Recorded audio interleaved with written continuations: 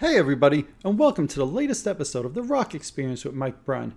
On this episode, I'm joined by Tesla bassist Brian Wheat, and we'll talk all about his new book, Son of a Milkman.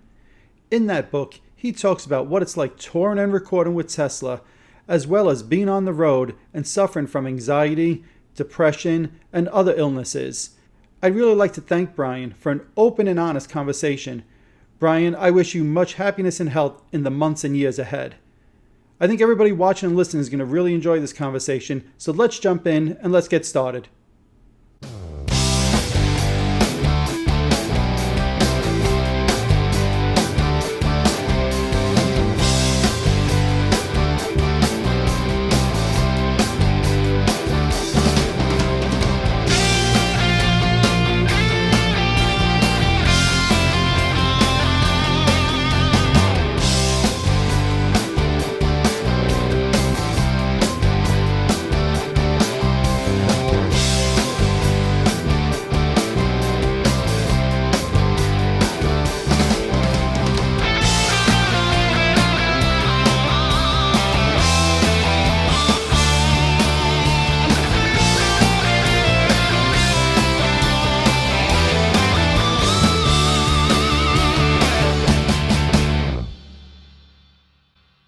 Awesome. So, I'll just jump in and get started here, right? So, I guess first off, Brian, I just want to say thank you for doing this. And I hope, I know the last year has been very tough and stressful for everybody. And I hope with COVID-19, you, your family, friends, everybody is feeling safe and well. Yeah, no, everyone's good. Thank you. Awesome. Glad to hear that. So, your book, Son of a Milkman, came out, I guess, a couple of months ago at this point. What made you decide to write a book? I think I turned 50. It's about 8 years ago. And it just seemed like the time, like if I was going to start on a book or whatever, that enough time had passed in my life and in my career that if someone was interested, that there was something to actually, talk about. No, absolutely. I agree. And you know what? I want to say thank you. You were very open in your book about, your successes, obviously, but also some of the challenges and the struggles that you've had, whether it was anxiety, depression, colitis and Crohn's. And, my family, my wife, my daughter, and last week we found out my son all have colitis or Crohn's. So for me, your book kind of hit home. And I want to thank you for being very open and honest about your experiences dealing with all of those things. Well, you're welcome. Yeah. How hard was it for you to try to write about those things and maybe relive some of those challenges Well, that you it faced? wasn't really that hard. I mean, I just thought that if, it helped somebody, somebody like yourself, like, Yep. someone else could go, wow, look, Brian's going through the same thing we are. And he's in a rock band, so it doesn't make him exempt from everyday normal problems. Then I was fine talking about it. Yeah, I think that's one of the things that to me, again, having family members that are living through this, I'm amazed at the fact that you've had, this disease and that you've only missed two concerts in your entire career because of that. That's, a testament to you, I guess, because I know what you're going through. And what are the guys in the band like? Are they understanding of the challenges that you have with this? Oh yeah. They know, they've been around it a long time. So they're real supportive. Awesome. No, that's great to hear because I know some people, I'm not saying the band members, obviously, some people don't fully understand the disease and what it does. So it's amazing to me, like I said, that you've only missed two concerts through the years because of that. It's absolutely incredible. I love how you also in the book touch on how it could, impact weight and impact depression, and that you close the book with giving contact information, and you were very open with some of the challenges you faced a few years ago. But I love how your message there is trying to make sure that people get the help and the support that they need, which I felt was very important in the book. Yeah, well, that was a lot of the point of the book. Absolutely. Yeah. And, you have these challenges, but to me, one of the things is that I loved about the book is it's a very positive, very uplifting book to me. And at one point you do talk about, making sure that people believe in themselves. And you talk about, at one point when you were losing weight, quote unquote, everyone has the power to control what they need to do and they could lose the weight. And so to me, I found it somewhat uplifting as well, even though you were going through some of these challenges. Yeah, well, I was trying to stay positive, Right. Right. Now, and you dedicate the book to your mom. So talk a little bit about what your mom meant to you growing up and through your career. Well, she was, she was my mom. She was my dad. She was my best friend. She was, she was a very strong woman that, had to raise a family without any man figure around really to help. So, um, you know, she deserved a lot more than a dedication. I can understand that totally. And in the book, you do say that you talk to your brothers, but you're not overly close to them. And in fact, you really refer to somebody like Joe Elliott and Phil Collins and Def Leppard. You refer to them as like your brothers. What has that meant to you as you've gone on in your career to be able to form that bond with people like the guys in Def Leppard? Well, really, my brothers are the guys in Tesla. I mean, they're my true brothers. I've spent most of my life with them. My family, obviously is dysfunctional, like very many families are. Uh, so, and again, I put that out there because, just because you're in a rock band doesn't mean you have this perfect rosy life. You have struggles with, health and weight and family struggles, just like anyone else. Very true. And that I wanted to put that out there. Yeah. Now, I'm surprised that you guys are not going to be on the Motley Crue Def Leppard tour with Poison as well. What happened there? I know you guys have toured with Def Leppard a few times. Were you guys invited or not invited to that tour? No, we weren't invited. I just think, we had done too many tours with Def Leppard in the recent years, and that's why. Makes sense. Yeah, I mean, it's just, because we had done 3 tours in 3 years in a row. So I think, the people that were putting that thing together went, well, Chester's been on all these. So I think that had a lot to do with it. Makes sense. I wish you guys were going to be there. I think it would be a great addition to the bill, but I could certainly understand that. I love in the book, you have a chapter, I think it's called "What the F is a Tesla," right? So, and you talk about the naming of the bands, and to me, you seemed, I'll say, indifferent on whether or not the band was called Tesla or not. We know it was called City Kid before that. I think in the book you even say it doesn't matter to me. We could have been called Club Sandwich, which I thought was hilarious. Have you warmed up to the name? Are you still indifferent to the name Tesla? I mean, I love the name, but the point I was trying to illustrate was we would have never picked that name. Right. I mean, we didn't know who Tesla was. We would have, in 1,000 years, we would have never picked that name. So, Cliff Bernstein actually suggested the name, and then I think Tom Zutac got on board with it as well. Yep. And that's how we became Tesla. But we weren't like science freaks or Right. anything like that. I mean, none of us knew who Tesla was. Right. And neither did I as a teenager growing up. I was like, Tesla. And to me, I hear Tesla and I still think the rock band. I don't think the car. I don't think the scientist. I think the rock everyone band. now thinks about the car. Right. I still think the band. Yeah. When I call people and I say, hello, this is Brian Wheat from Tesla, they go, oh, the car company. Yeah, I'm the CEO here. Yeah, there you go. Yeah. Well, it's funny you joke saying you're the CEO. I mean, that's one of the things I learned reading the book is how much involvement you've had behind the scenes, dealing with all the business relationships and really being the band manager for the last 10, 15 years. Talk about that responsibility and what it's been like for you. Well, we used to be managed by Cliff Bernstein and Peter Mensch, Q Prime, throughout the whole first part of our career till we broke up.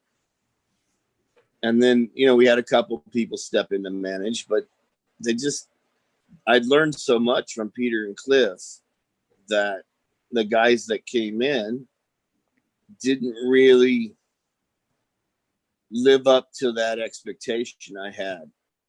So, the old adage, if you want to do something, you got to do it yourself. I just, said, fuck it. I'll jump in and do it. And the guys were like, yeah, you've been doing it anyways, you know, all these years. Right. So, because I was always kind of the point guy with Peter and Cliff anyways. So I became that guy, you know, and stepped into that seat.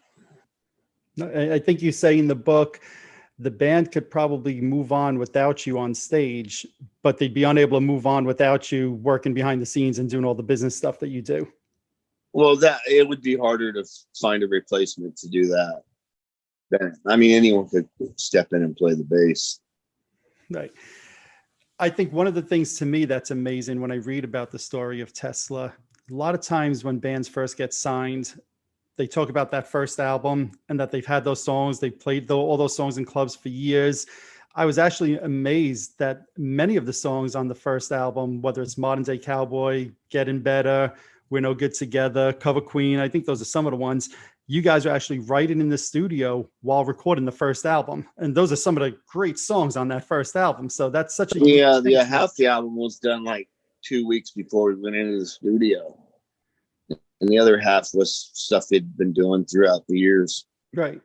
That to me is amazing. And, you know, I know you say that you're not thrilled, I guess. I don't know if that's the right word, but you don't love the sounds and the production on that first album. For me, one of the things I loved about that is it wasn't like the Poisons or the Def Leppards, and I love those bands, so it's not a criticism, but it sounded raw and it sounded very blue collar to me, Tesla, and that's what I loved about the band. Yeah, no, I would have liked to mix it a little bit different. My biggest complaint is that there was a load of reverb everywhere. Sure. On the drums and especially on Jeff's voice. And if you listen to like Psychotic Supper, that's, you know, that record sounds great.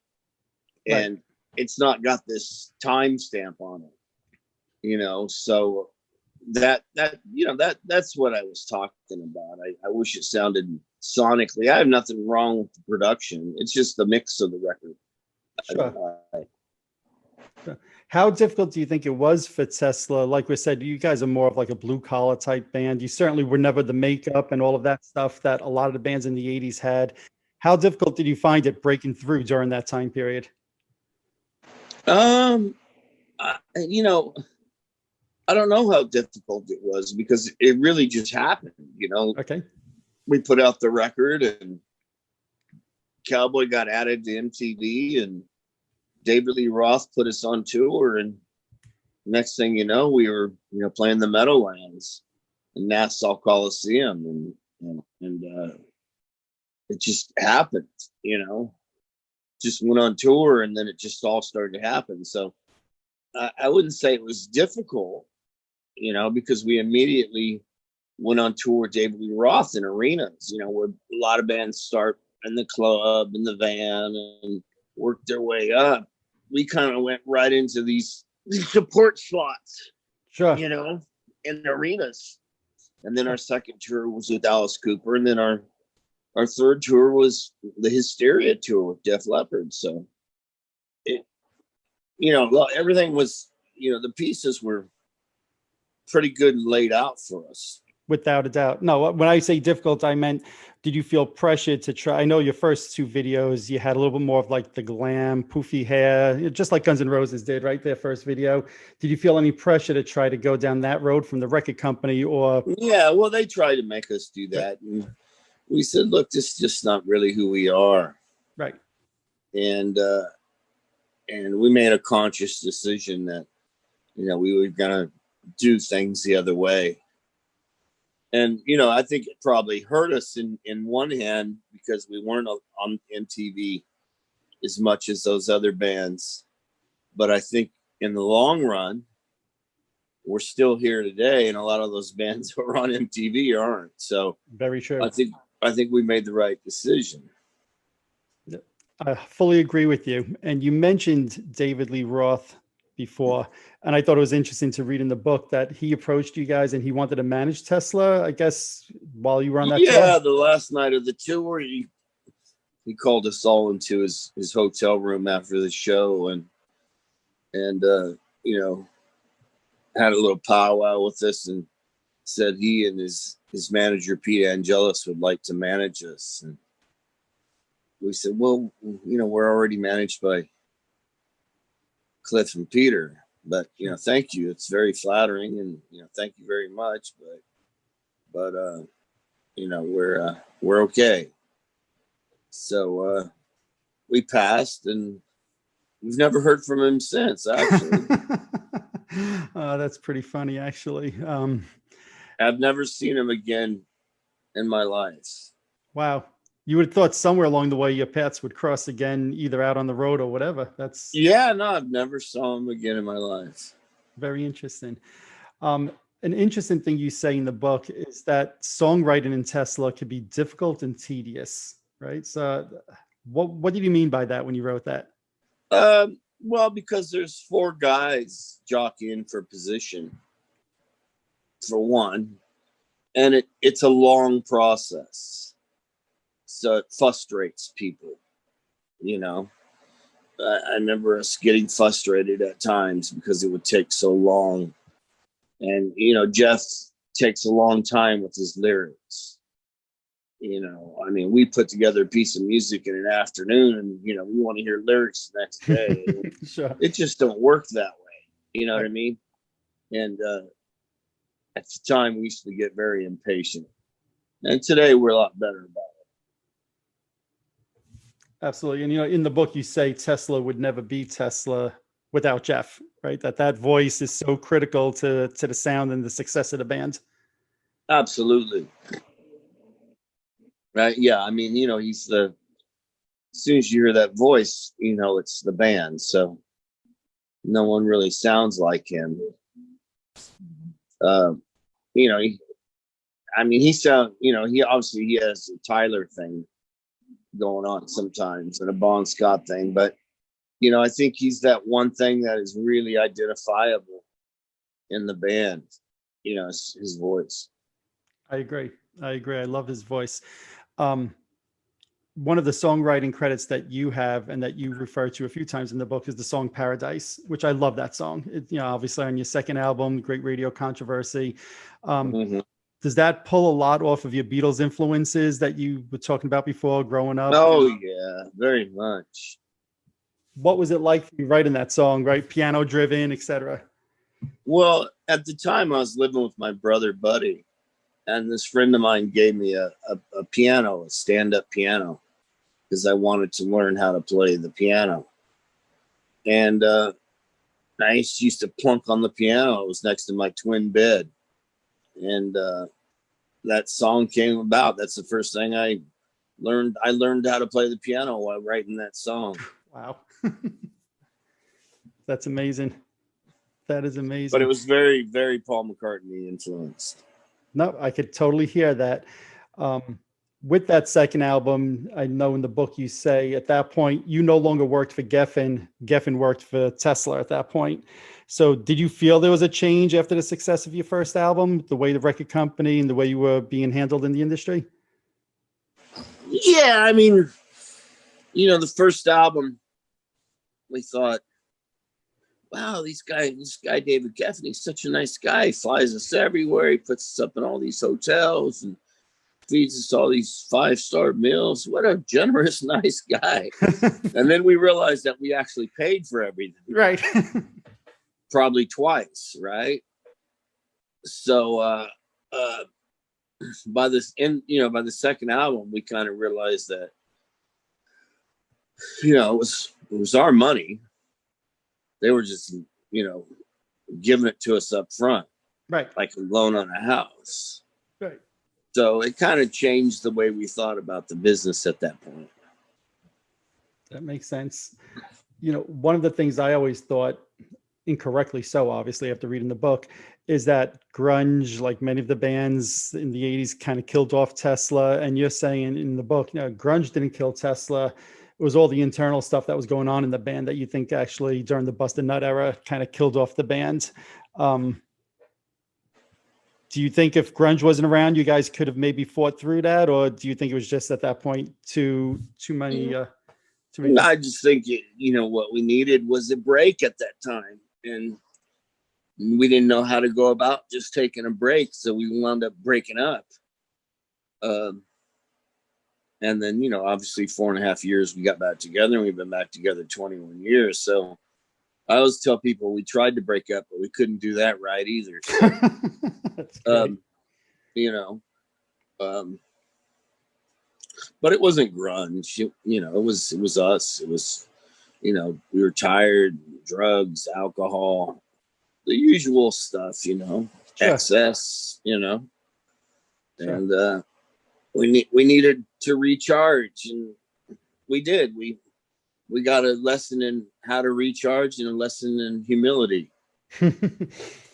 And the resurgence since you guys came back together now has been, what, 20 years? It's longer than the initial run before you guys broke up. Yeah, absolutely. The first run was 86 to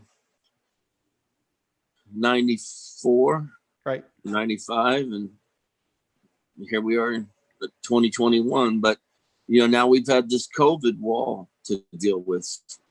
So, you know, this is kind of a new forced rest. Right. Yeah. Except, you know, we're not all burnt out and, you know, strung out. We're you know, physically and mentally in pretty good shape. So, but, you know, we needed a rest. I just wish it would have came about on our own decision, not forced. Yeah. You guys had a big year planned, right? Weren't you going to tour with Alice Cooper last year? Yeah, right? yeah, we were going to do an Alice Cooper tour and stuff.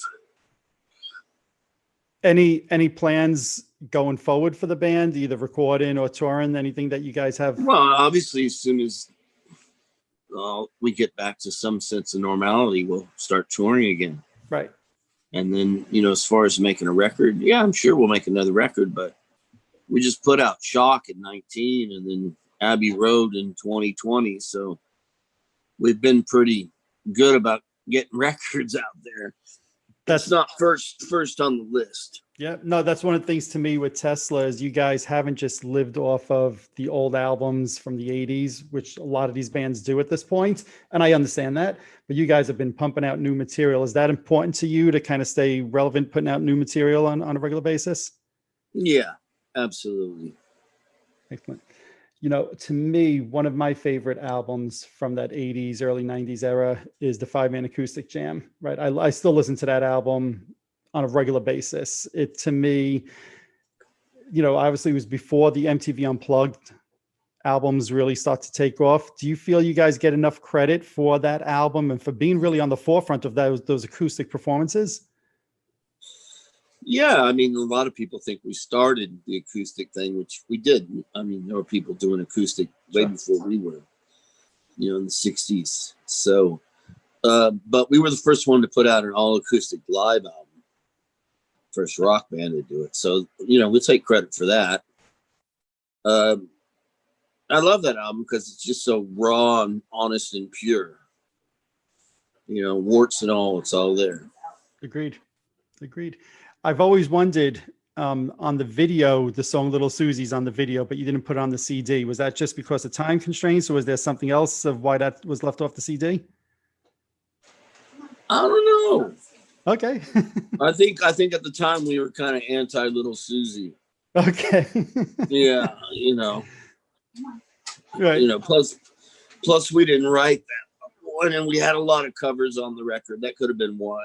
Okay. Yeah, and the covers you have on that album are great. You know, you picked the Beatles cover that was on there. Right, Jeff picks up Signs. Yep. And to me, when I hear the song Signs, that's a Tesla song, just like Little Susie's a Tesla song. In fact, I have friends that still don't even realize that that's a cover, right? So you guys really owned it, both of those. Yeah, well, thanks. We tried. Yeah. What is the difference like for you now? Like you said, the band's been putting out albums for the last few years. What's the difference releasing albums now compared to in the 80s and 90s? Well, obviously the amount of records you sell are a lot less. And there's not as much attention around a new album coming out as there used to be. But, you know, the fan base, they love it. So, you know, it's for the fan base. I don't think we're going to capture any new fans or someone that's never heard of the band. I mean, you know, I think the records are made for the fan base and us. Right. Right. No, and I think the fans do appreciate that there's new material still coming out on a regular basis. You know, one of the things I loved reading in the book was you getting to meet some of your idols. And first was Paul McCartney, where you got to meet him twice. And I love the story about the first time you met him. What was it like for you meeting Paul McCartney? Well, you know, I'm of the opinion on the eighth day, God created Paul McCartney. So if that can put it into perspective for you, that's what it was like, you know, for me, meeting Paul McCartney. And then you say one of the highlights, if not the highlight of your life, but it's right up on the top, is getting to jam with Jimmy Page. So talk about that experience, because that must be a thrill of a lifetime to jam with Jimmy Page. Yeah, that was amazing. You know, Jimmy is my second hero, and we've become quite good friends. And I was asked to go play that thing, and I did. And then he got up and played, and that was, you know, I don't get really much better than that, buddy. No. And didn't he turn to you and ask you what song should you guys play? Well, I think he said, yeah, you know, look, what are we going to do? What song? So everyone knows rock and roll, you know? Sure. Absolutely. Now in the book, you kind of allude to, and maybe I misread this, right? But it sounds like you're open to the fact that you might not play with Tesla that much longer. And I don't know, that can mean 5 years, 10 years. Do you think in your mind that you could see an end for yourself playing with Tesla and performing with them? Well, I don't ever want to stop, but at some point, you know, with the health issues I have, you know, it gets more and more challenging. I have good bouts and bad bouts. And sure. At some point in time, if I've got to step out because of my health, I certainly would want them to continue on. Right. So I don't plan on it, but good. If you're sitting there going, what are the odds that this will happen? I think they're probably more likely than not that one day I'll, you know, have to retire from the road. But I don't plan on it anytime soon. Excellent. And but, I mean, but when it happens, it's going to happen. You know what I mean? It happens sometimes. And of course. And I mean, especially with colitis, you know, it can ravage your body at times. And so, you know, and I wouldn't want to be in a position where I'm saying, look, guys, I can't play. And, you know, and maybe I'd take some time off like Tom Hamilton when he was dealing with his thyroid cancer, whatever. Who knows? But I'm a realist, so I address the reality of that situation. Yep. Hopefully, knock on wood for you, that it doesn't come to that for health reasons. But yeah, hopefully your health will stay okay. Yeah. Well, I'm trying, man. That's all we could do, right? So what about SoulMotor? Anything going on with SoulMotor for you right now? Yeah, there's a lot. I've got about 22 songs I'm just finishing up mixing and mastering. And as soon as I'm done promoting this book, out will come a buttload of SoulMotor material. Oh, that's awesome. Do you think it'll be during 2021? Yeah. That's great news. Absolutely. That is absolutely great news. I know fans will be excited about that. Yeah. I've been working on it for a few years, so it'd be kind of nice to finish it off and put it out there. And, you know, there's tons of stuff. There's probably 2-3 albums worth of stuff. So, and then, you know, I'd like to do a tour with the band, you know, maybe a 4-week tour across America. Nice. Very nice. With 20 plus songs, do you think it would be a double CD, a double album type thing, or will you just release 12 songs and hold some back for a future release? I think I'm going to release like singles. Okay. And then turn those into EPs, you know, and just like maybe put out a song a month for the next 2 years. It's probably the way to go. I was talking to another.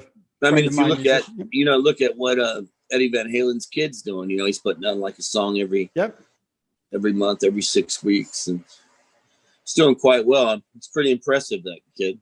Oh yes, I agree. Totally agree. Yeah. And he's very much, you know, everyone goes, oh, you know, he's getting all this attention because he's Eddie Van Halen's kid. No, he's getting all this attention because he's good. Yeah, he's very talented. Real good. He's a very talented kid. Yeah. Yeah, and he seems to have his head in the right spot as well. Yeah, no, he's really, I think he's a very talented young man. Agreed. Speaking of Eddie Van Halen and his son, what did you think of what the Grammys? I don't know if you saw what the Grammys. I'm not aware of it, but I guess what I've seen is they snubbed him or something. Yeah, they acknowledged him for, I think it was a total of 15 seconds out of a 12-minute segment where they, you know, acknowledged people who passed away for the last year. I mean, who else did they acknowledge? I know they acknowledged Kenny Rogers with a performance, and I think Lionel Richie did that. And Little Richard was acknowledged with a performance as well. Bruno Mars performed for Little Richard. And then most of the other people were just named, you know, by name, quick 2-3 seconds, and then they moved on. Did they mention Pete Way? I think they just put his name up on a screen, if I remember right. That was it. And it was like well, I don't really watch the Grammys, man. You know. So it sounds like SoulMotor will have new material this year. Tesla, it's obviously up in the air. Do you know, is the Alice Cooper tour 100% off, or, you know, when people are allowed to tour again, will you guys go back out on the road with Alice Cooper? I don't think it's going to happen. Okay. Yeah. Okay. All right. Well, thank you, Brian, so much for your time today. I appreciate it. This has been great. I appreciate it. Stay healthy, stay well, and I'll see you hopefully on the road soon enough. Okay, pal. Take care. Take it easy. Bye-bye. All righty. There you have it. I'd like to thank Brian for taking time and talking with me about Tesla, SoulMotor, and his new book, Son of a Milkman. I highly recommend all you guys go out there and check it out. I think you guys will really enjoy the book. Brian, I hope you have much health and happiness in the weeks, months, and years ahead. And I hope you're able to keep rocking for us for many years to come. If you're watching this on YouTube, hit that subscribe button below. If you're listening to one of my podcasts, subscribe over there as well. Also, head on over to Facebook and follow my page, The Rock Experience with Mike Brunn, where each and every day we talk about all the rock and roll music that you love. You should also follow me on Instagram and Twitter as well. That's it for this episode. Thanks for watching. Thanks for listening. See you all next time.